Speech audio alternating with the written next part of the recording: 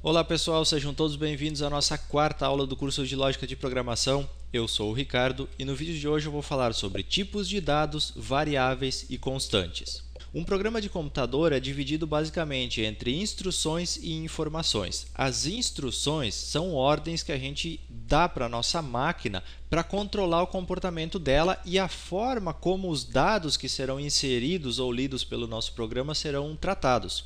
Os dados, por sua vez, são uma porção de informações que serão manipuladas durante a execução do nosso aplicativo. Esses dados eles recebem uma classificação conforme o seu tipo. Os principais são numérico inteiro, que é um número inteiro sem casas decimais, por exemplo, a idade de uma pessoa. Numérico real, que é um número com casas decimais, ele pode ou não ter fracionários, por exemplo, a altura ou o peso de uma pessoa. Literal ou string, que são os textos. Os dados do tipo literal, em praticamente todas as linguagens de programação, são armazenados entre aspas simples ou duplas, dependendo da linguagem. E lógico ou booleano, que é um dado que só pode conter duas posições, verdadeiro ou falso. É importante que você saiba também que em programação o número 1 equivale a verdadeiro e o número 0 equivale a falso. Então, quando você for fazer comparações, atente para esse detalhe. Conhecendo agora os principais tipos de dados que podem ser manipulados por um programa de computador, vamos falar sobre variáveis e constantes. Uma variável é uma posição na memória do computador que é representada dentro do nosso aplicativo por um nome simbólico e essa variável contém um valor que pode sofrer alterações durante a execução do programa. O próprio nome sugere isso, variável, pode variar. Uma constante, por sua vez, também é uma posição de memória representada por um nome simbólico, só que a diferença é que o valor dela é constante, ou seja, não sofre alterações, permanece o mesmo desde a hora que se inicia a execução do programa até a finalização do mesmo. Pegando o exemplo da nossa aula passada, aquele algoritmo de cálculo da média, a gente tem lá algumas variáveis, a variável da nota 1, a da nota 2 e a da média. Todas elas podem sofrer alterações no meio da execução do programa, correto? Eu posso digitar nota 1, posso digitar nota 2, a média pode variar conforme o valor de nota 1 e nota 2, mas imaginemos que a gente tivesse uma constante naquele algoritmo, uma constante chamada meta para aprovação, por exemplo. Essa meta para aprovação seria, no nosso exemplo, 6. Então, a nota mínima para ser aprovado seria 6. Então, eu vou definir uma constante chamada meta com o valor 6. Esse valor 6 não vai sofrer alteração durante o fluxo do meu programa, porque ele é a meta para qualquer aluno passar de ano. Então, ele não pode sofrer alterações, ele tem que ser constante. Basicamente, essa é a diferença entre variável e constante. Variável você vai utilizar sempre que aquele valor pode sofrer alterações. Constante você vai usar quando o valor deve permanecer inalterado durante a execução do programa. Geralmente, as constantes são utilizadas para armazenar configurações de um aplicativo, de um sistema, por exemplo. Em algumas linguagens de programação, quando você declara uma variável, é necessário dizer também qual tipo de dados que essa variável vai armazenar, enquanto em outras linguagens isso não é necessário.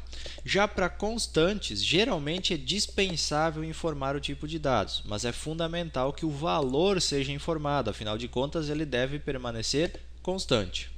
A declaração de variáveis ela pode ser muito diferente entre as linguagens de programação, mas basicamente ela vai seguir o seguinte princípio lógico. Você pode ter uma palavra reservada, por exemplo, a palavra var, em seguida você tem o nome da variável e em alguns casos você tem então o tipo de dados que ela vai armazenar. Para constantes, às vezes você vai ter uma palavra reservada, como const, por exemplo, o nome da constante e em seguida o valor dela, já que o tipo de dados geralmente é dispensável. Falando de nomes de variáveis e constantes, umas regrinhas básicas devem ser aplicadas aqui. O nome de uma variável ou de constante nunca poderá utilizar o primeiro caractere numérico, sempre tem que começar com uma letra. Espaços vazios no nome da variável não são permitidos. Você pode utilizar underline, que é o tracinho sublinhado. Em algumas linguagens é permitido o uso de hífen, mas são raros os casos. Caracteres especiais também não são permitidos, como por exemplo barra, arroba, ponto de exclamação, e palavras reservadas da linguagem de programação específica. Por exemplo, se a linguagem de programação que você está utilizando usa uma palavra chamada var para declarar variáveis, você não pode nomear uma palavra com o nome de var. Então, qualquer palavra que é reservada da linguagem não pode ser utilizada para nomear uma variável ou uma constante. Em algumas linguagens, há ainda a distinção de letras maiúsculas e minúsculas. Isso quer dizer que, se houver essa distinção, uma variável chamada ABC, tudo maiúsculo, é diferente de ABC com a primeira letra maiúscula, que é diferente de ABC, tudo minúsculo. Então, é importante você observar esse detalhe na linguagem que você vai estudar. Se houver distinção, você criando essas três variáveis citadas agora, você vai estar criando três variáveis diferentes. Enquanto uma linguagem que não faz essa distinção, seria a mesma coisa, seria uma única variável. A atribuição de valores para uma variável ela ocorre durante a execução do algoritmo. Ela já pode vir com um valor default que você define quando você cria ela, já informa um valor para toda a execução, mas ela pode sofrer alterações. Quando você quiser atribuir um valor para uma variável, você vai ter na linguagem de programação que você estiver estudando um sinal específico de atribuição. Por exemplo, dois pontos igual, um sinal de menor com um hífenzinho, isso depende da linguagem. No nosso caso, como a gente está falando de algoritmos e a gente está utilizando o VisualAlg, a atribuição de valores é feita através do sinal de menor seguido de um hífen. Lembra da aula passada? A gente atribuiu valores para a variável média, fazendo o cálculo lá da soma e divisão das notas. É a mesma coisa. Então, você teria o nome da variável, o sinal reservado para a atribuição e, em seguida, o valor que você está atribuindo para aquela variável. Lembrando que, conforme o tipo de dados, essa atribuição pode mudar. Os dados literais, por exemplo, precisam estar entre aspas, simples ou duplas na maioria das linguagens. Basicamente é assim que funciona, mas isso não é uma regra, isso vai variar de acordo com cada linguagem de programação, então sempre lembre-se desses detalhes. E além das variáveis comuns que a gente acabou de ver, que armazenam uma única informação, a gente pode ter também as variáveis compostas, que também são conhecidas como arrays ou vetores. Essas variáveis elas podem armazenar diversas informações. A gente pode comparar um vetor, um array, com uma tabela do Excel, por exemplo, uma planilha do Excel, composta por linhas e colunas. É basicamente assim que funciona. Existem dois tipos de variáveis compostas, as unidimensionais e as bidimensionais. As unidimensionais são variáveis de uma única linha com várias colunas. Por exemplo, uma única linha de uma planilha do Excel. Você vai ter lá várias colunas com informações, mas apenas uma linha. E as bidimensionais têm duas direções. Você pode ter várias linhas e várias colunas, exatamente igual a uma planilha do Excel. A declaração de uma variável composta unidimensional, ela passa basicamente pelo mesmo princípio das outras variáveis, com a diferença que você tem que informar a quantidade de colunas que essa variável terá. Como exemplo, eu vou citar aqui a declaração de um vetor dentro do VisualAlg, que seria da seguinte forma: var, nome do vetor, dois pontos, vetor, entre colchetes, o número de linhas e de colunas, e por último, o tipo de dados. A declaração das variáveis bidimensionais é muito semelhante, só que você precisa informar dois dados entre colchetes, que vai ser o número de linhas e o número de colunas dessa variável bidimensional. Então, é basicamente a mesma coisa. E da mesma forma que a declaração dessas variáveis compostas é diferente, na hora de atribuir valores para essas variáveis, você também vai precisar informar para qual posição que você está atribuindo aquele valor. A atribuição é a mesma, você coloca o nome da variável, só que entre colchetes você tem que colocar o número da linha e da coluna que você quer atribuir aquele valor e depois atribui o valor normalmente como nas variáveis comuns, nas variáveis simples que a gente viu anteriormente. Para que a gente possa praticar um pouquinho isso que a gente viu até agora, eu vou pedir que você abra o seu VisualAlg aí no seu computador e que você acompanhe o desenvolvimento de um teste agora com variáveis. O VisualAlg não permite a criação de constantes, então eu não vou poder abordar isso na prática, mas eu acho que o conceito ficou bem definido. Bom, nós temos aqui o meu algoritmo chamado variáveis, tenho a seção var e agora eu vou começar a definir algumas variáveis aqui. Eu vou definir uma variável chamada idade, que vai receber o tipo de dados inteiro.